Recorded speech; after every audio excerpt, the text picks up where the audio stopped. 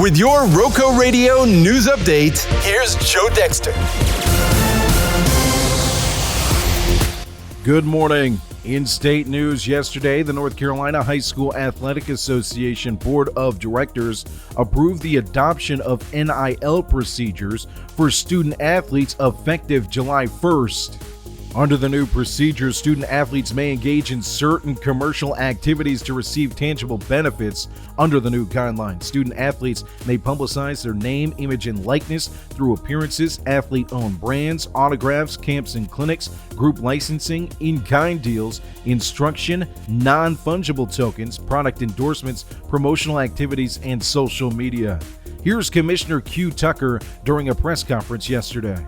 Everybody owns their name, their image, and their likeness.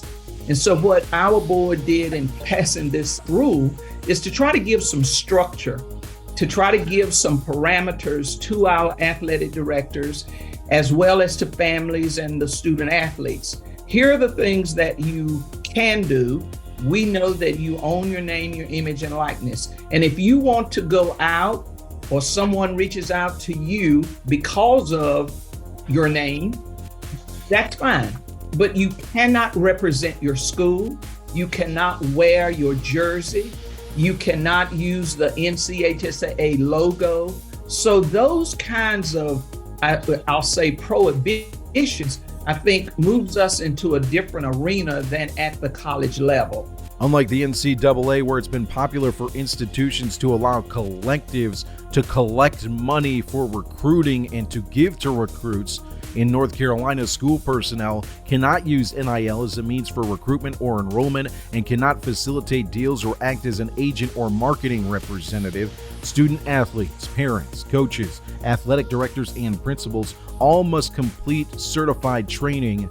Student athletes are also prohibited from affiliating their NIL with certain products, including adult entertainment, alcohol, cannabis products, controlled substances, firearms and ammunition, gambling, prescription pharmaceuticals and tobacco, vaping, or other nicotine-related products. Athletes are also prohibited from affiliating with member schools, conferences, PSU, the NCHSAA, or the NFHS. NCHSAA President Rob Jackson said there was two words that were often talked about when the board was considering the NIL policy. Those two words were opportunity and training. And certainly we had a conversation around, we want to ensure our students have the opportunity to utilize their name, image, and likeness because it is theirs, and we don't want to deny a student the opportunities before them. In fact, we want to make sure they have every opportunity they possibly can as they move forward. That second piece, though, training, is extremely important. And certainly that's one opportunity that the media can help us out with that in just talking about NIL as a new policy. We know that we have to train superintendents, we have to train principals, we have to train athletic directors, we have to train coaches, but we also have to train parents because this is a new frontier for all of us. Yesterday, NCHSAA officials emphasized the importance of continuing to provide information for athletes, parents, coaches, and athletic directors, and said they'll use their website to do so, including the publication of an FAQ.